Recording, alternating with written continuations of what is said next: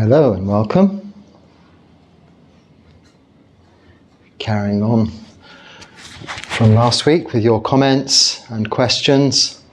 Thank you for keeping in touch and sending those in, and all of your kind words of encouragement and support. Now, the first comment, I've had difficulty working out what it refers to. So if you just include one of those time stamps as the reference point, I'm able to, but I'm not inclined to go back and look at my old videos, find the contents of the subject matter and work out the question for myself, I'm afraid. So please make your question clear.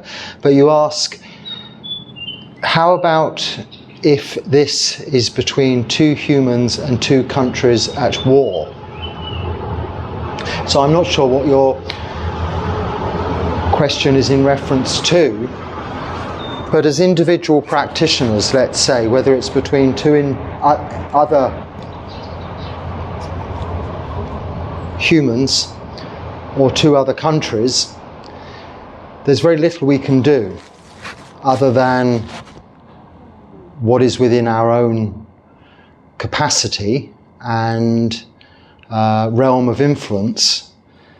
If we're in a position of diplomacy, we're working in government, something like that, then yes, we're involved in such matters between states and between countries. But as ordinary individuals or practitioners, there are limits to what we can do. So generally speaking, as far as our practice is concerned, it is by way of example that we set. So we live in accordance with the Noble Eightfold Path, keeping moral precepts, practicing meditation and developing wisdom, in the hopes that as many people as possible will follow that example. That is by far the most compassionate way we can act, behave and help others. Protesting, getting involved with groups, activism, whatever it's known as, is all well and good, but often is not done in a very peaceful manner, is it? And often is adding to the sense of conflict and abrasive atmosphere. So I'm not sure whether I've answered your question very well there, but there we go. It's one to warm up with. Just please make the comments, the questions, less, not in that case, but sometimes they're large statements, whether I'm agreeing with them or not. I mean, I'm, again, not going to read long essays out and then give my opinion. Please keep comments to questions, and encouraging comments or critical comments, whatever comes my way is fine. But I'm limited in what I can read out here. Is there a translation of your chants and blessings, or could you talk about the meaning behind them? Yes, so there's a link. I've sent many of you links to a chanting book or various chanting books.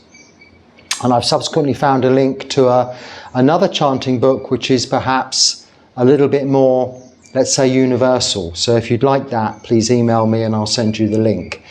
Universal, by that I mean the original chanting book that I usually send the link out to is from a Thai monastery where I practiced and stayed for many years, and therefore is in the Thai tradition.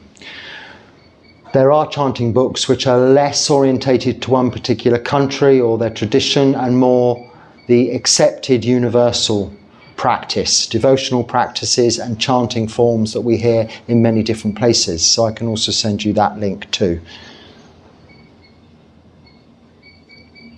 Okay. When you say that we are going to develop wisdom, or that it is not enough knowing intellectually something, but that we have to fully understand it to comprehend it, do you mean I stop meditating with the breath and I meditate about wisdom and compassion? If that's not what you mean, when am I supposed to get full understanding of a particular concept? By practicing compassion in my everyday life, but how would I practice wisdom in my everyday life? Okay, so in meditation, no, I don't mean stop meditating on the breath or stop focusing on the breath as a meditation object. That is developing samadhi, that is meditation. Contemplation is something you can do at other times when you're not meditating. But don't contemplate the meaning of compassion, don't contemplate the meaning of wisdom. Do them, be compassionate, act compassionately, and then you'll understand what it is. If you see someone suffering, help them. That is compassion. It doesn't need contemplation. As for wisdom, this will come naturally as a result of the practice. Keeping precepts, practicing meditation will result in the development of an understanding of the characteristics of existence that I've spoken about a lot recently, anicca, dukkha, anatta, and therefore an understanding, a better understanding of reality, the truth, which is wisdom that I'm talking about in this sense. So I'm not saying stop your meditation in place of it for contemplation. These two are completely separate activities. However, by developing the ability to have a concentrated mind, when we do, say, pick up a textbook to learn something, reading the suttas or reading some Dharma writings of some kind, commentaries or something like that, or listening to Dharma talks, we will receive it, pick it up, understand it more readily, more easily, more quickly. How does one practice wisdom in everyday life? You don't practice wisdom in everyday life either. Compassion, yes. Metta, loving kindness, yes. Mudita, joy for others, which is the opposite of jealousy, yes. And equanimity is a quality you've developed. Again, these are 4 qualities. They're not practiced. The activities resulting from those qualities seem like practice. But if they're a practice, they're not what they truly are. If you have to practice compassion, it isn't compassion. If you feel compassionate and help, that is understanding, that is compassion. In a sense, this is wisdom. But true wisdom results in equanimity, the 4th of these Brahma Viharas. And this equanimity, the 4th of these Brahma Viharas, is the wisest way to react or not react to any given situation or experience. Those who have been practicing will have developed this quality of equanimity, and this will be demonstrative of their wisdom. So you're not practicing wisdom in everyday life.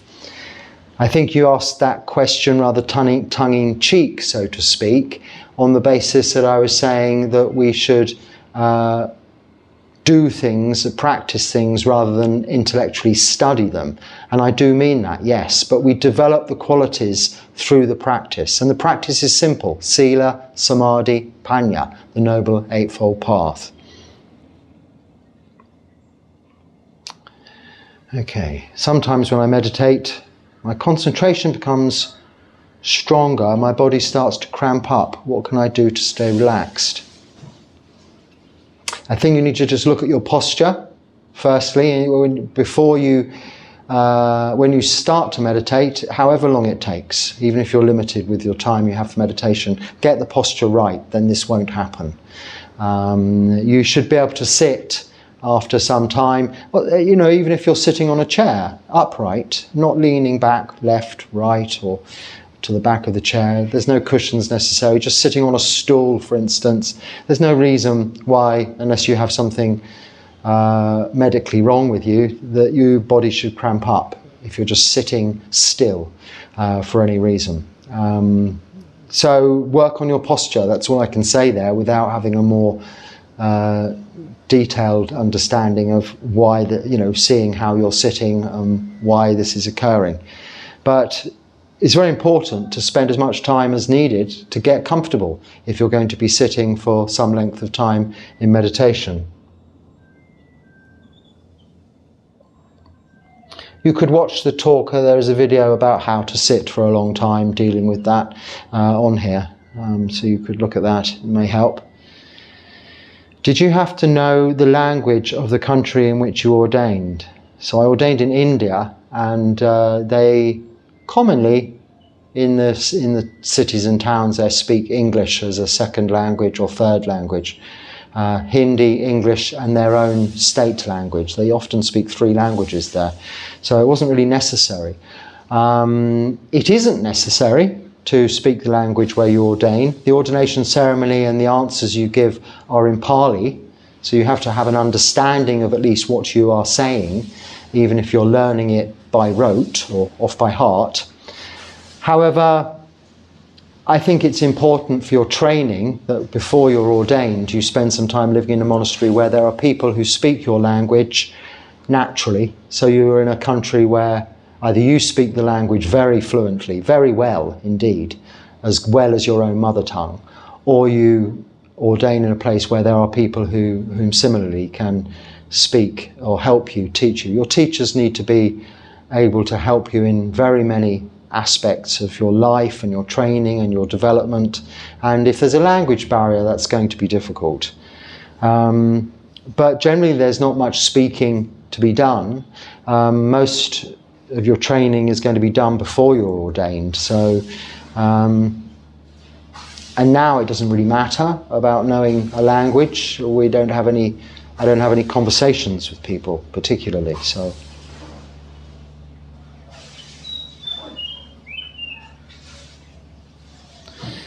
okay. Are you familiar with Hegel's dialectalism? No, clearly not. As was clear from my pronunciation there. But then you do go on to explain that. I won't read this long explanation out again. But yeah, it sounds fairly similar to the idea of Buddhism. But I'm not familiar with that. There are so many things out there one could be familiar with. Maybe in the past I was, but it's all forgotten now. I've chosen my way of living and this practice. Someone had a feeling here of not feeling my body. There was awareness. It only lasted for a few moments.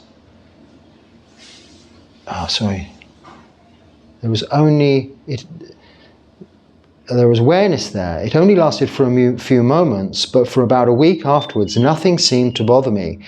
It's hard for me to try and explain it because I haven't got a reference point for that experience.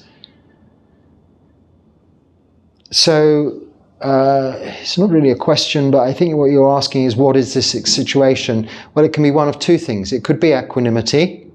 You've developed in your meditation the quality of equanimity. So it's not that you don't care, you're not unreactive, but you react only as and when necessarily, and with mindfulness and with care. You're unaffected, unbuffeted by worldly winds, so to speak. Or it could mean nibbida, which is disenchantment with worldly life. Hopefully it's a development of equanimity as a result of you feeling a little detached from your body through this experience in meditation, or secluded from bodily experience, secluded from mental thinking, in samadhi, absorbed meditation. Enjoyment of that may assist in the development of these qualities: metta, karuna, mudita, upekkha. The last being equanimity, upekkha, which is that sort of unreactiveness. So not bothered is not quite the word to use for equanimity, but in a sense you care, but you're not reacting overly or uncautiously, you're reacting sensibly, put it that way. So equanimity isn't moseying around ignorant to all that's going on around you and not caring.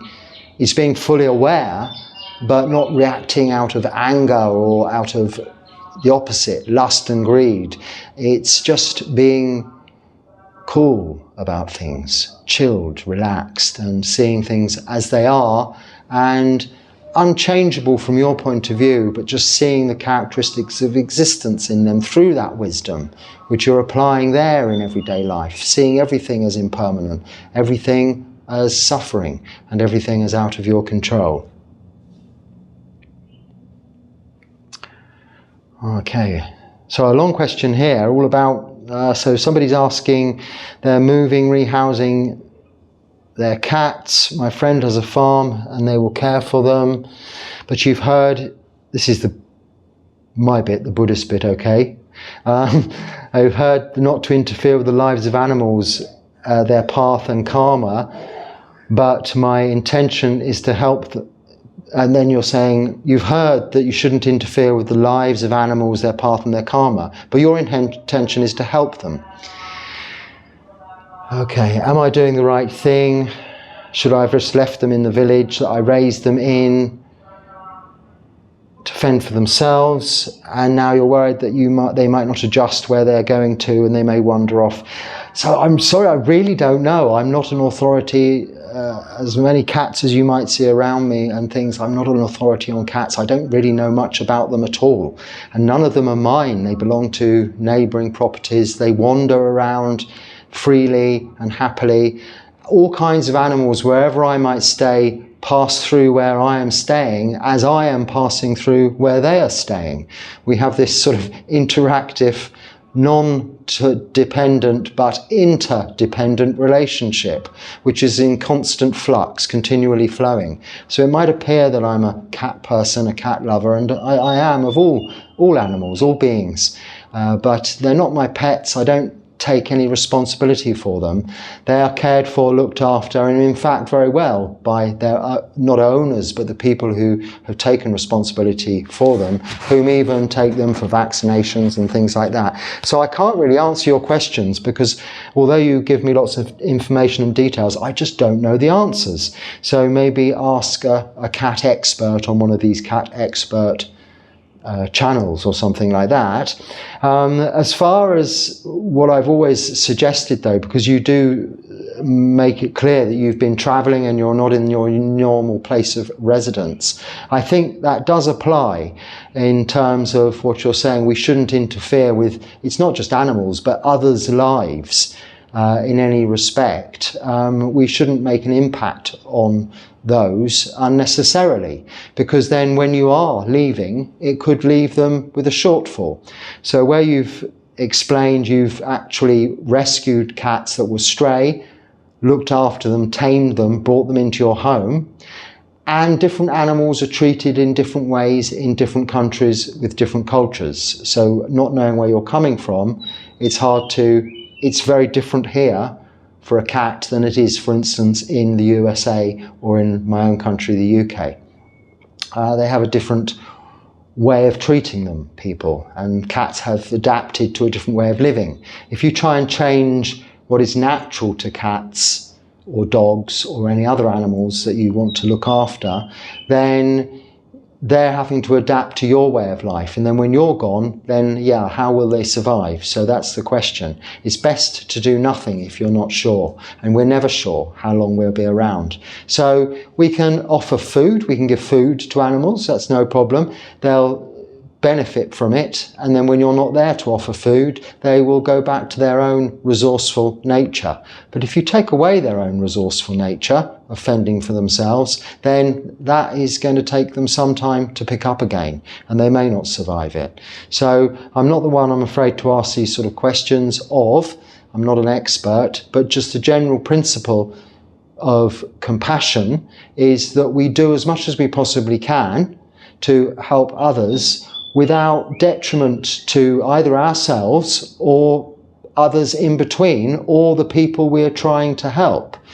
If by assisting someone we feel we're helping them, but we're taking away their ability to help themselves, then it really isn't helping them. And much like the Buddha's teachings, whom is teaching us how and giving us the tools to help ourselves become free from suffering without the assistance, without external help, without prayer, worship to a higher power or any of this stuff to rely on, giving us all the means to help ourselves, and also by that set that example for others to do the same, rather than to give people help, assistance or spiritual hope in prayer and worship that something may come to their aid at some point in the future, which may not, and debilitate them from being able to just put into practice themselves what needs to be done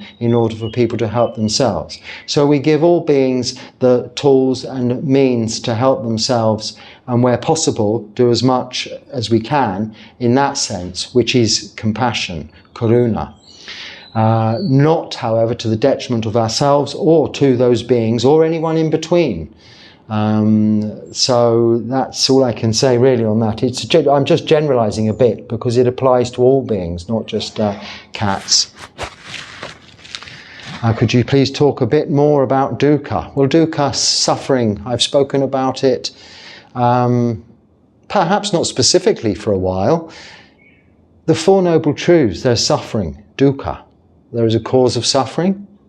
There is an end of suffering, and the path leading to the end of suffering is the core teaching in Buddhism and the very basic understanding we need to have in order to approach our practice and our way of life in a constructive way to relieve us from suffering. So dukkha just means, it's usually translated as suffering, but unsatisfactoriness. Anything that's not quite right, which is everything, all experience, all conditioned things. Like I said, I think at the end of last week, sabbe sankhara anicca, sabbe sankhara dukkha, sabbe sankhara anattati, is all conditioned things are impermanent, unsatisfactory, and out of our control, or impermanent, suffering, and not self. Suffering is just that. If you need an explanation as to what suffering is, better to try it out for yourself. Practice. Just do this. Sit down and just don't do any settling, don't do any posture related stuff. Just sit down on the floor and just don't move for the next 10 minutes.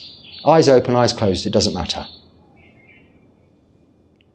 In a few seconds only, you will experience suffering, okay? Unsatisfactoriness with the way you've sat down, with where you've sat down, with the surrounding environment in which you have sat down. Everything will become unsatisfactory. That is dukkha. You are experiencing it continuously, from birth until death. It's there. It doesn't warrant much more explanation than that. And the Buddha explains this to us in a way such as not for us to focus on just suffering and all life is suffering, but to understand that it is unsatisfactoriness that is something, without understanding its cause, we continue to fuel by way of trying to satiate unsatisfiable desires, for instance, or alleviate uncurable or unalleviable pain or discomfort or unsatisfaction, rather than just knowing it for what it is. So suffering is at the very core of Buddhist teachings. The Pali word dukkha is just for that purpose, to give us a reference point to understand the core of these Buddhist teachings. So you're experiencing suffering in every aspect of your life, even when things are seemingly enjoyable, they're coming to an end. And I think, I must speak about this in every talk, mustn't I? It's coming up. I don't have a talk titled dukkha, this is the meaning of dukkha, and then talk for 40 minutes about suffering. It isn't necessary when there is suffering ever present all around us. This is an experiential practice, as the Buddha teaches us. So I think that's about as much as I can say for that. For now, I can talk about it. We can experience every aspect of suffering in our lives continuously. We can keep talking about it, but what we're looking at is to find the cause of suffering, and the cause of suffering is the desire not to have suffering, rather than to understand what it is. And it is trying to satisfy insatiable desires. And because of the nature of all things being impermanent and unsatisfactory and out of our control, this can never be done. And the relief, the freedom from suffering, comes from that realization, that understanding of that characteristic. It's one of the three characteristics of existence. So, are out-of-body experiences normal? Are they part of your experience as a Buddhist monk? Or is it something that leads one's true self astray and therefore should be ignored by myself? So this is in relation to someone's long explanation of an experience of an alien encounter or alien encounters, which I won't repeat. And whether they're true or whether they're not, it's irrelevant, because they're your experience. They are phenomena, whether they're of mind, something you imagined, or something you truly could see, hear, smell, taste, touch, and experience, and then think about and analyze afterwards. It doesn't matter, it's all phenomena. All experience is that. What we see, hear, smell, taste, touch, and think about is everything. That's our sense consciousness with the worldly experience, this life experience.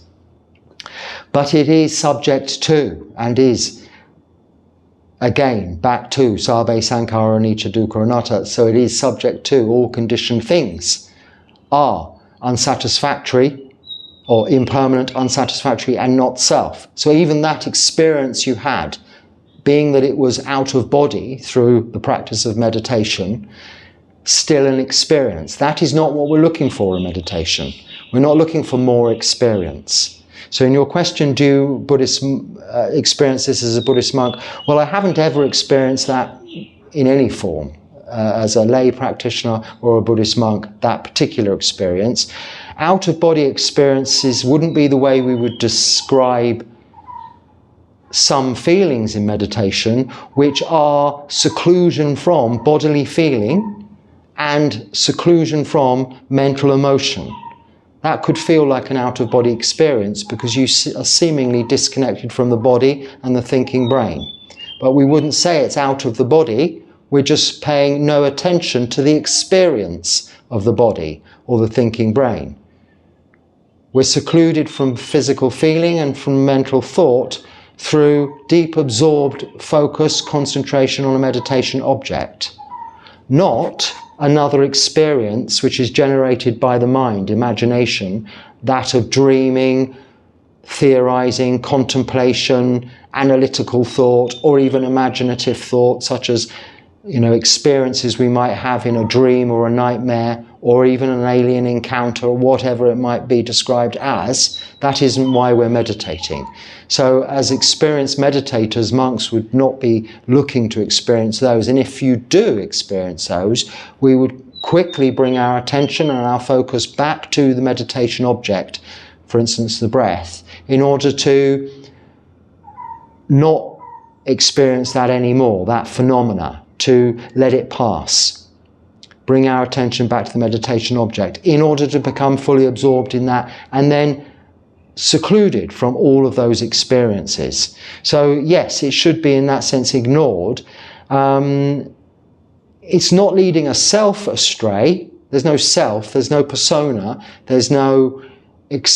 there is just experience of this physical body and thinking brain, which is witnessed and known by the mind. And we're focusing our conscious awareness firstly on a meditation object in order that the mind can become relaxed, peaceful and tranquil, along with the thinking brain, focused on a meditation object, anchored to a meditation object, and therefore not perturbed, not rocked, not buffeted by any phenomena or experiences, either physically external or mentally internal, coming as obstacles in the way of that focused attention, absorption in the meditation object, which will then lead into jhana, full seclusion from bodily feeling and mental thought. I think for that now, that is the comments I have available for me to reply to today. It's a little bit disbanded now at the beginning of the week, but I hope it's useful. If not, then just let it go and don't let it bother you anymore. But until next time, be happy and stay well. Sukhi Hotu.